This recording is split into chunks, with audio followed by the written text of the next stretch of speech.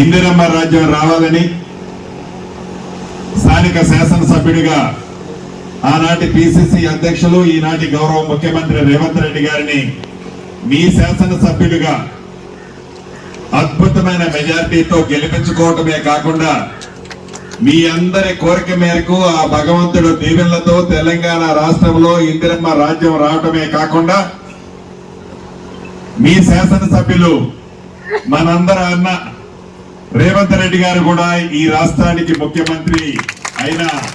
సందర్భం మనందరికీ తెలియంది కాదు. తెచ్చుకున్న ఇందిరమ్మ రాజ్యంలో ఎన్నికల ముందు ఏవైతే ఇందిరమ్మ రాజ్యం వస్తే పేదోడి కన్నీరు ఎలా తుడుస్తుందో, పేదోడికి ఎలా అండగా ఉంటుందో అన్న మాట ప్రకారం, ఇచ్చిన వాగ్దానం ప్రకారం అనేక ఛాలెంజ్లు, అనేక ఇబ్బందులు, అనేక కష్టాలు ఎదురైనా ఇచ్చిన ప్రతి మాటని తూచా తప్పకుండా పేదోడి ఇంటికి చేర్చాలని తపన పడుతూ ప్రతిపక్షంలో ఉన్న వాళ్ళు అనేక సందర్భాలలో ఈ ప్రభుత్వాన్ని, గౌరవ ముఖ్యమంత్రి గారిని, ఈ ప్రభుత్వంలో ముఖ్యమంత్రి గారి కుటుంబాన్ని అనేక సందర్భాల్లో అవమానించిన నాకు ప్రజలే ముఖ్యం, నాకు ప్రజల సుఖమే ముఖ్యం, ఈ రాష్ట్రంలో ఉండే పేదవాడికి అండగా ఉండటమే ముఖ్యమని తలంచి రాష్ట్రాన్ని అంతా పేదవాడి కష్టాలను తీర్చాలని తపనతో గౌరవ ముఖ్యమంత్రి గారి తాపత్రయం అనేక సందర్భాల్లో మీతో పాటు మేమందరం చూసాం. చూడటమే కాదు, తెచ్చుకున్న ఈ ఇందిరమ్మ రాజ్యంలో ఏ కార్యక్రమం, మంచి కార్యక్రమం చేయాలన్నా, ఏ పేదోడి కష్టాలు తీర్చాలి అన్నా గడిచిన 10 సంవత్సరంలో వారు చెయ్యని పని ఈ 10 నెలలలో ఈ ఇందిరమ్మ ప్రభుత్వంలో చేస్తున్నామని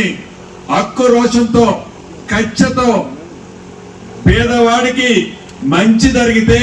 అది ఇందిరమ్మ ప్రభుత్వానికి మంచి మార్కులు ఎక్కడ వస్తాయో అని అడ్డంకులు పెడుతున్నా అనేక విషయాలలో ప్రతిపక్షంలో వాళ్ళు ఉన్నారు, వారు ప్రత్యక్షంగా పరోక్షంగా కోర్టుల ద్వారా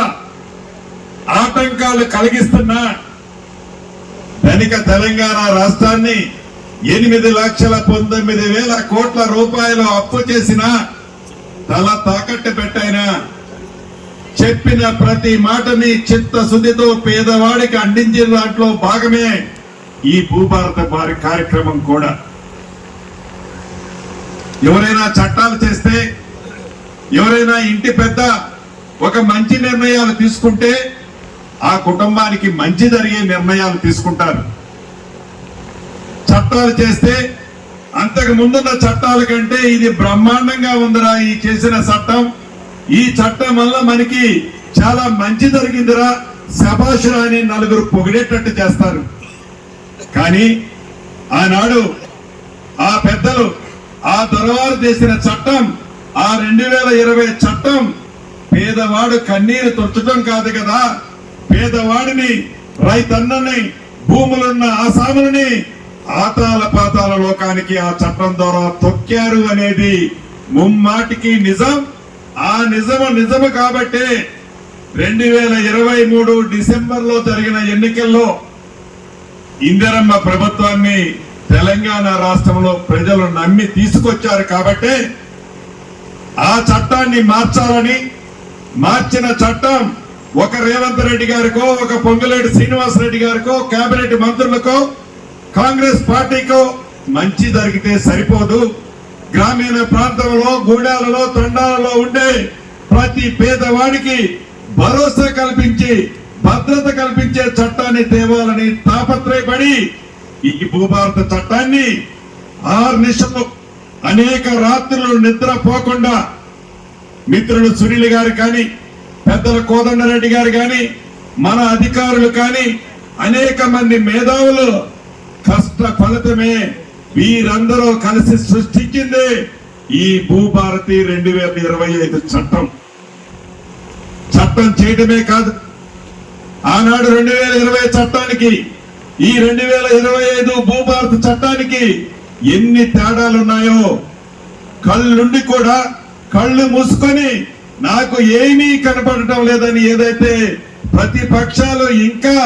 పచ్చి అబద్ధాలు ఆడుతున్నాయో అది చూస్తేనే బాధ అనిపిస్తుంది. అసెంబ్లీలో మొన్న జరిగిన అసెంబ్లీలో కూర్చుంటే నా శాసనసభ్యులు నా పార్టీకి సంబంధించిన శాసనసభ్యులు కాదు, వారి పార్టీకి సంబంధించిన శాసనసభ్యులు అసెంబ్లీలో